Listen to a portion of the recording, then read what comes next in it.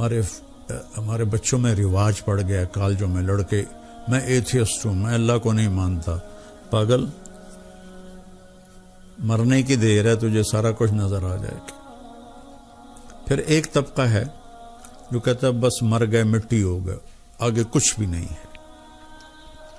سب ویسے مولویوں کی باتیں ہیں، مرنے کے بعد کچھ نہیں، بس چھوٹی چھوٹی تمہاری عمریں، علم تمہارے پاس ہے کوئی نہیں. علم تو قرآن ہے، یا میرا نبی ہے، وہ تم نے نہ پڑھا، نہ تمہیں ماں باپ نے پڑھایا، اور تم پڑھ گئے یہ ایسے اداروں میں جہاں تعلیم تو ہے نہیں، صرف پیسہ ہے کہ پیسہ کھینچو. تو لہٰذا تمہیں کون بتائے گا کہ اللہ ہے؟ تمہیں کون بتائے گا کہ موت کے بعد زندگی ہے، موت کے بعد حساب ہے، موت کے بعد جنت بھی ہے، دوزخ بھی ہے؟ تو جانو کہ اللہ ہے، اللہ ہے، اللہ ہے. اس کے سامنے سر جھکاؤ اور اس کے نبی کا دامن تھامو، دنیا بھی کامیاب، آخرت بھی کامیاب. السلام علیکم.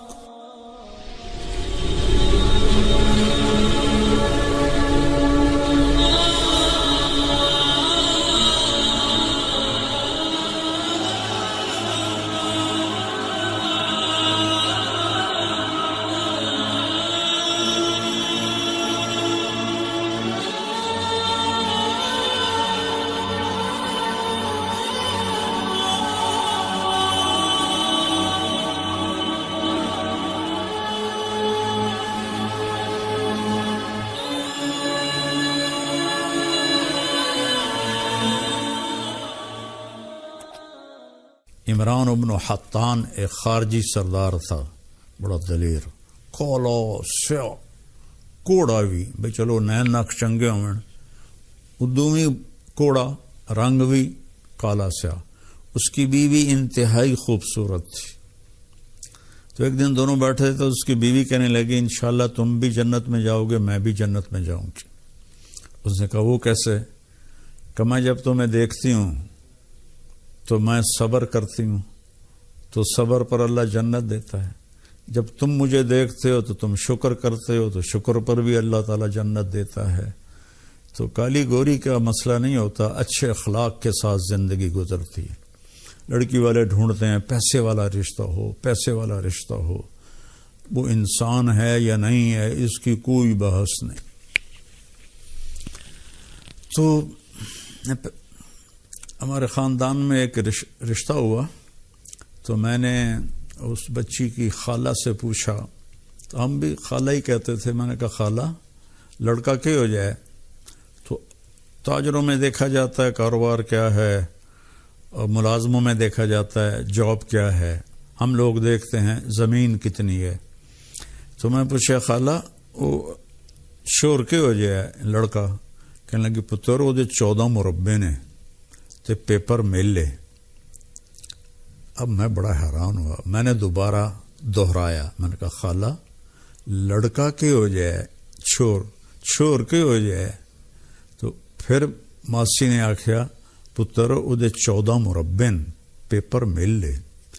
3 باری میں پوچھا، میں کہا ماسی چھور کی ہو جائے کہ پتر دس جاتا ہے 14 مربن تے پیپر مل لے. یہ معیار ہے. وہ شادی ہوئی اور 14 مربوں سے ہوئی اور پیپر مل سے ہوئی، اور 2 سال کے بعد طلاق ہو گئی. تو اچھا انسان، اچھا اخلاق والی لڑکی دیکھو، اخلاق والا لڑکا دیکھو، پیسہ نہ دیکھو، دین دیکھو، اخلاق دیکھو، اور میٹھا بول بولنا سیکھو. تو میٹھے بول میں جادو ہے. تو یہ 2 لفظ میرے سامنے آئے تھے، میں نے کہا میں آپ کی خدمت میں عرض کروں. اور ایک میں واقعہ سنانا چاہتا ہوں. ایک بہت بڑا طبقہ ہے جو اللہ کو نہیں مانتا، کہتے ہیں اللہ کا وجود کوئی نہیں، یہ سب کچھ خود بخود ہے. اس سے بڑا نادانی اور جہالت کا بول پوری کائنات میں کوئی نہیں ہے. بگ بینگ سب مانتے ہیں، قرآن نے بھی اشارہ کیا ہے اولم یر الذین کفروا ان السماوات والارض کانتا رتقا ففتقناہما، کہ یہ کائنات، یہ زمین آسمان، یہ ایسے جڑا ہوا مادہ تھا تو ہم نے اس کو پھاڑا۔ تو جب دھماکہ ہوتا ہے تو کیا صورتحال پیدا ہوتی ہے؟ جو ابھی غزہ میں دھماکے ہو رہے ہیں بموں کے، تو کس قدر تباہی اور ویرانی نظر آ رہی ہے۔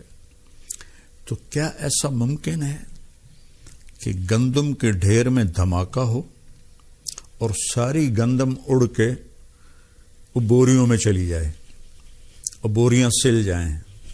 ایسا ممکن ہے؟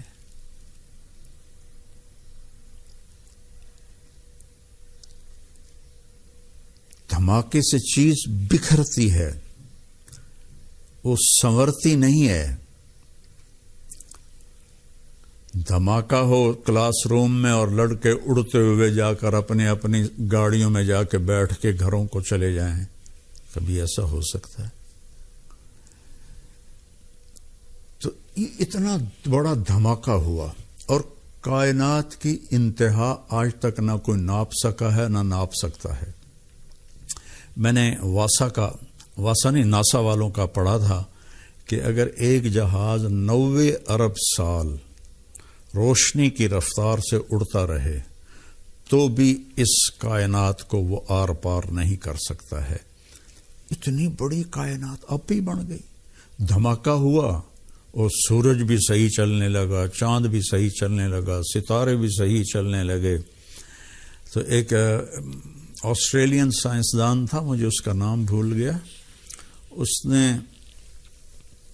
لکھا تھا کہ جب دھماکہ ہوا تو دو چیزیں پیدا ہوئیں، ایک رفتار اور ایک میگنیٹک فورس، مقناطیسی طاقت۔ رفتار اور مقناطیسی طاقت میں اتنا تناسب تھا، اتنی برابری تھی کہ رفتار اتنی تیز نہیں تھی کہ مقناطیس کے دائرے سے نکل جائے، اور مقناطیسی طاقت اتنی تیز نہیں تھی کہ سیاروں کو اپنے اندر کھینچ لے۔ 1 سیکنڈ کے 10 کھربویں حصے، ایک فرضی بات ہے، 1 سیکنڈ کے تو 100 حصے بھی نہیں ہوتے، 100 حصے کہتے ہیں سائنسدان کے، 100 حصے 1 سیکنڈ کے ہو سکتے ہیں، پھر وہ فنا ہو جاتا ہے۔ انہوں نے کہا 1 سیکنڈ کے 10 کھربویں حصے میں اگر میگنیٹک فورس بڑھ جاتی یا رفتار بڑھ جاتی تو یہ کائنات آپس میں ٹکرا کے ختم ہو جاتی۔ اب آپ مجھے بتاؤ اتنی بڑی کائنات کو کون ہے جو اس ترتیب سے چلا رہا ہے کہ اس میں آج تک ہل تری من فطور، لا الشمس ينبغي لها ان تدرك القمر ولا الليل سابق النهار وكل في فلك يسبحون۔ چاند کی مجال ہے یا سورج کی مجال ہے کہ آپس میں ٹکرا سکیں؟ ایک ہے جو ان سب کو چلا رہا ہے، اور وہ اللہ ہے، اور وہ اللہ ہے، اور وہ اللہ ہے۔ نیوٹن نے نظریہ دیا تھا کہ 4 فورسز ہیں جو اس کائنات کو چلا رہی ہیں۔ تو عبدالسلام پاکستانی تھا اور 2 امریکن سائنسدان تھے، انہوں نے 30 برس کی ریسرچ کے بعد ثابت کیا کہ 4 نہیں ہیں، 3 ہیں، 3 ہیں۔ اس کے بعد چند سال پہلے اسٹیفن ہاکنگ مرا ہے، اس نے ثابت کیا کہ صرف ایک طاقت ہے جو اس کائنات کو گھما رہی ہے۔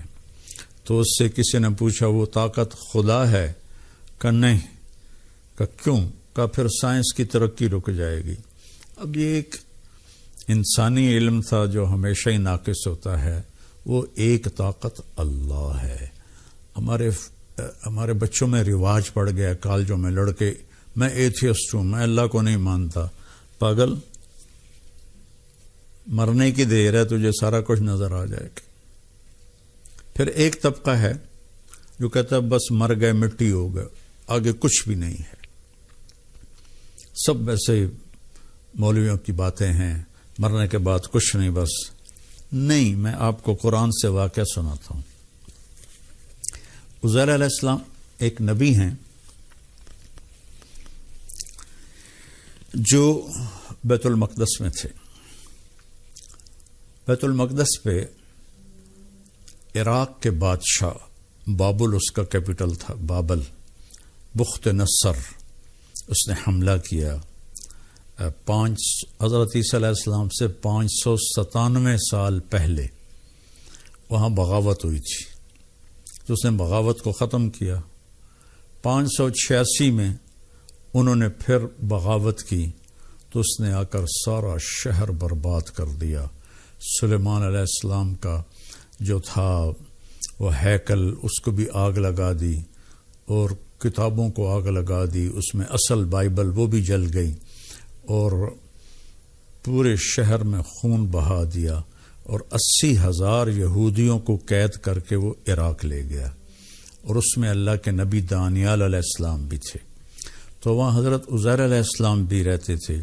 وہ کہیں بچ گئے تو وہ ایک دفعہ اپنے گدھے پہ سوار تھے اور اس کے قریب گزرے تو کہنے لگے انا یحیی هذه اللہ بعد موتها، یہ دوبارہ کون زندہ کرے گا اور یہ کیسے زندہ ہوں گے. تو اللہ تعالیٰ نے کیا کیا، سفر پہ تھے نا تو تھکاوٹ محسوس ہوئی. گدھے کو ایک درخت کے ساتھ باندھا اور ایک ٹوٹی ہوئی دیوار تھی اس پہ ٹیک لگائی، اور انگور تھے ان کے پاس اور جو کی روٹی تھی. تو انگوروں کو کپڑے میں ڈال کے نچوڑا، ان کا رس روٹی میں ڈالا، اور پھر ایسے کر کے تھوڑا